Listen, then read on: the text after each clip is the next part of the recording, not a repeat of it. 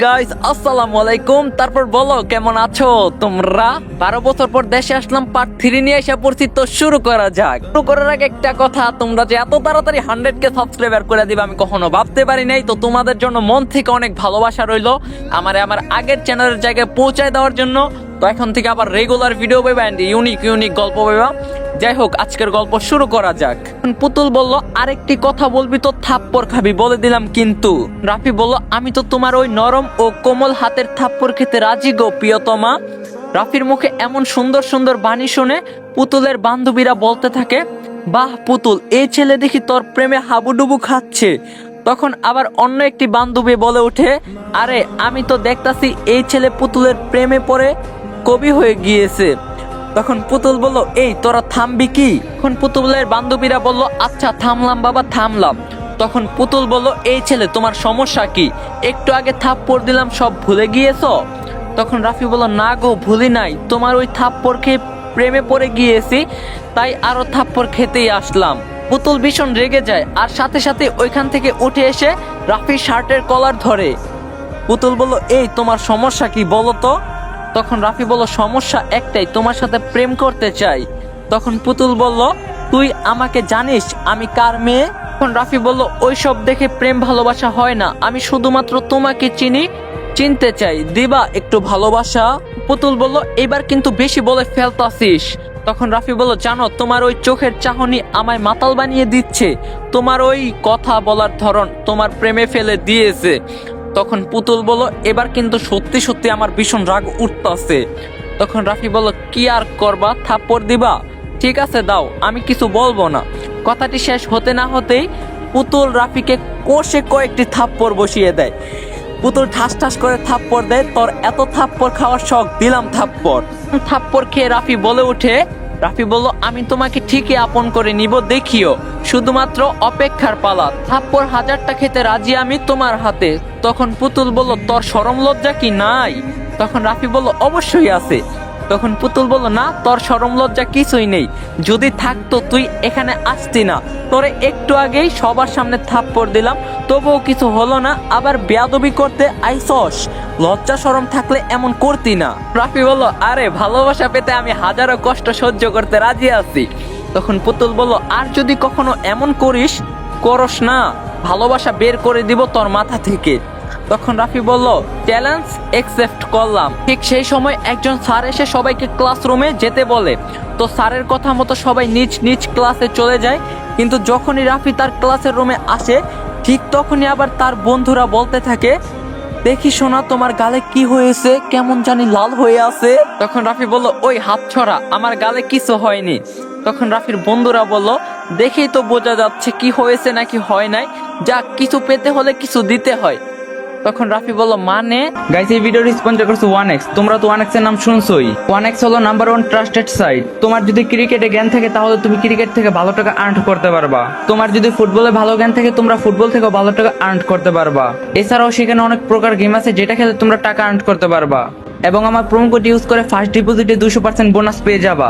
সাথে আছে iPhone 14 pro max জেতার সুযোগ। সো লিংক থাকবে পিন কমেন্টে। তখন রাফির বন্ধুরা বলল, মানে হলো ভালোবাসা পেতে হলে থাপ্পড় তো খেতেই হবে, তাই না? রাফি বলল, তোরা আমার বন্ধু না রে, তোরা হলে আমার শত্রু। তখন রাফির বন্ধুরা বলল, আচ্ছা বাদ দিলাম, বল এরপরে কি করবি তুই? মেয়েটার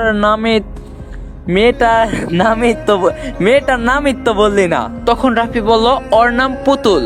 তখন রাফির বন্ধুরা বলল, ভাই বিশ্বাস কর, মেয়েটার নামের সাথে ওর শরীরে সত্যি মিল আছে।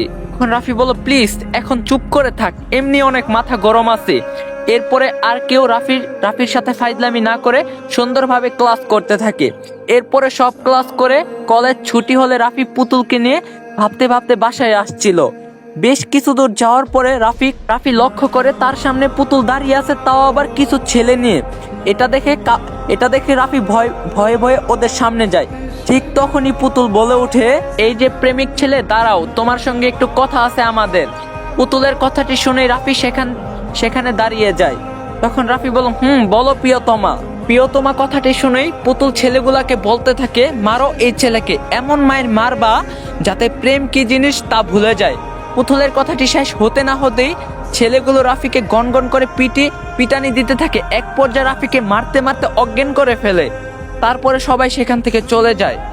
রাফির যখন জ্ঞান ফিরল তখন রাফি উপলব্ধি করে সে তার নিজের রুমে শুয়ে আছে আর তার মা পাশে বসে কান্না করতেছে। তখন রাফি বলল, মা, ও মা, তুমি কান্না করতেছো কেন, কি হয়েছে? তখন রাফির মা বলল, বাবা, তোর জ্ঞান ফিরলো, যাক, আল্লাহ আমার দোয়া কবুল করছে। তখন রাফি বলল, মানে? তখন রাফির মা বলল, আগে তুই বল, তোকে কেন মারলো ওই ছেলেগুলো?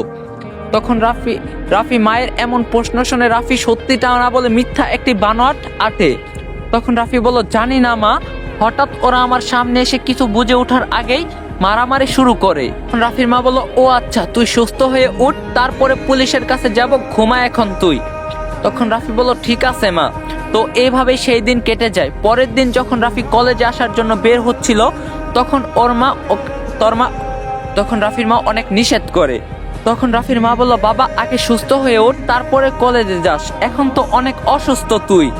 তখন রাফি বলল, মা, এখন অনেক ভালো ক্লাস হচ্ছে, এইসব মিস করা যাবে না, যদি উপস্থিত না থাকি পরীক্ষার সমস্যা হবে। তখন রাফির মা বলল, ও ঠিক আছে, সাবধানে যাস কিন্তু। তখন রাফি বলল, আচ্ছা মা, ঠিক আছে। এই বলে রাফি বাসা থেকে রওনা হয়ে কলেজে আসার জন্য। অন্যদিকে পুতুলের বান্ধবীরা বলতে থাকে, আচ্ছা পুতুল, তোর ওই প্রেমিক পুরুষকে দেখতাছি না যে, কিছু হলো না তো আবার?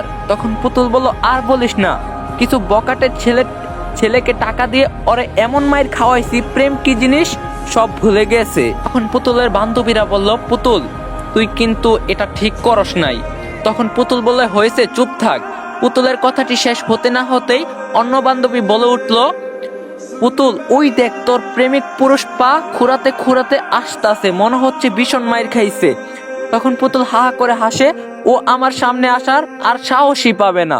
পুতুলের বান্ধবী বলল, আমার তো মনে হচ্ছে ও এই দিকে আসতেছে তোর কাছে। একটু পরে সবাই লক্ষ্য করে যে সত্যি সত্যি রাফি এই দিকে আসতেছে। পুতুলের বান্ধবী বলল, খুব তো বললে তোর কাছে আসার সাহস পাবে না, ও তো এখানেই আসতেছে। তখন পুতুল বলল, আসুক না, আসতে দে, দেখ কি করি আমি। তো ক্ষণিকের ভিতরেই রাফি সেখানে এসে পুতুলকে কিছু বুঝে ওঠার আগে রাফি সবার সামনে পুতুলের ঠোঁটে কিস করে বসে। এমন কাহিনী দেখে পুরো ক্যাম্পাস শুধুমাত্র তাদের দুজনের দিকেই তাকিয়ে আছে। পুতুল নিজেকে সরিয়ে নিতে চেষ্টা করে কিন্তু রাফির সাথে পেরে ওঠে না। এইভাবে বেশ কিছুক্ষণ কিস করার পরে রাফি পুতুলকে ছেড়ে দেয়। তখন রাফি বলল, কালকের থাপ্পড়ও ছেলে দিয়ে পিটানোর প্রতিশোধ নিলাম। এই কথা শুনে তো পুতুল রেগে মেগে একাকার হয়ে যায়। ভাবতেই পাচ্ছেন না তখন কি করবে। তখন রাফি বলল, কি হলো গো রূপবতীর থাপ্পড় দিবা না? তখন পুতুল বলল, তুই এই কাজটি কিন্তু ভালো করলি না, এর জন্য তোরে ভীষণ পস্তাইতে হবে। রাফি বলল, সমস্যা নাই, আমি সবকিছু করার জন্যই রাজি আছি। এরপরে রাফি সেখান থেকে সোজা বাসায় চলে আসে ক্লাস না করেই। এভাবেই দিনগুলো যেতে লাগলো। রাফি প্রতিদিনই পুতুলকে প্রপোজ করে আর পুতুল হয় থাপ্পড় দেয়, না হলে রাগান্বিত হয়ে সেখান থেকে চলে যায়। দেখতে দেখতে বন্ধুদের দেওয়ার টাইম 15 দিন হয়ে যায়, কিন্তু রাফি পুতুলকে রাজি করতে পারে না। এইদিকে বন্ধুরাও ট্রোল করতে থাকে প্রতিনিয়ত। তখন রাফির বন্ধুরা বলল, ভাই, তোর দ্বারা পুতুলকে রাজি করানো সম্ভব না, তুই 15 দিনে শুধুমাত্র থাপ্পড়ই খেয়েছিস। তখন রাফি বলল, হোক না, কতদিন হয়, যে কোনো প্রকারেই আমার প্রেমের ফাঁদে ফেলবই পরীকে। তখন রাফির বন্ধুরা বলল, তুই কি সত্যি সত্যি ভালোবাসতে ধরছিস নাকি ভাই? রাফি বলল, রে, সত্যি আমি পুতুলের প্রেমে পড়ে গিয়েছি, কেন জানি পুতুলকে না দেখলে ভালোই লাগে না। তখন রাফির বন্ধুরা বলল, বাহ বাহ বাহ, কি সুন্দর পীড়িত রে, কিন্তু একতরফা তো ভালোবাসা হয় না। তখন রাফি বলল, দেখি না চেষ্টা করে। ঠিক আছে, তুই যা ভালো বুঝিস তাই কর, কোনো সমস্যা নেই। আর সত্যি কিন্তু পুতুল অনেক সুন্দর। এরপরে আবার রাফি প্রতিদিন পুতুলকে প্রপোজ করতে থাকে, কিন্তু কোনোভাবেই রাজি করাতে পারে না। দেখতে দেখতে 3-4 মাস হয়ে গেল। এরপর হঠাৎই রাফির ভীষণ জ্বর আসে, যার কারণে কলেজে উপস্থিত হতে পারে না। এইভাবে 7 দিন চলে যায়, কিন্তু জ্বর কমে না। প্রায় যখন 11-12 দিন হয়ে যায় তখন রাফির জ্বর কমে এবং পরের দিন কলেজে যায়। কলেজে যাওয়া মাত্রই পুতুল দৌড়ে এসে রাফিকে জড়িয়ে ধরে। তখন পুতুল কান্না করতে করতে বললে, এই শয়তান, তুই কোথায় ছিলি এতদিন? জানিস তোকে কত খুঁজছি আমি। তখন রাফি বলল, এই কি করছো, সবাই দেখতাছে, ছাড়ো, আমার লজ্জা লাগতেছে। তখন পুতুল বলল, লাগুক তোর লজ্জা, আমি কিছুতেই ছাড়বো না আজ। তখন রাফি বলল, আমি কে হই তোমার শুনি? তখন পুতুল বলল, তুই আমার অক্সিজেন। তখন রাফি বলল, বাবা, এত ভালোবাসা কোথায় ছিল এতদিন? তখন পুতুল বলল আমার কাছেই ছিল। তখন রাফি বলল হঠাৎ করে যে রাজি হলে, বুঝলাম না কাহিনী। তখন পুতুল বলল আমি অনেক আগেই রাজি হয়েছিলাম, কিন্তু প্রকাশ করি নাই।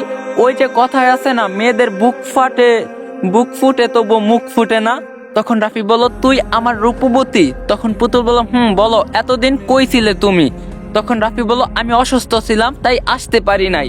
তখন পুতুল বলল জানো তোমাকে কত মিস করছি আমি, সব সময় তোমাকেই খুঁজছি। তখন রাফি বলল তাই? তখন পুতুল বলল একটা কথা বলি? তখন রাফি বলল অবশ্যই বলো, বলবা একটা কেন হাজারটা। তখন পুতুল বলল কথাটি হলো, তখন পুতুল বলল আই লাভ ইউ রাফি, আমি তোমাকে ভীষণ ভালোবাসি।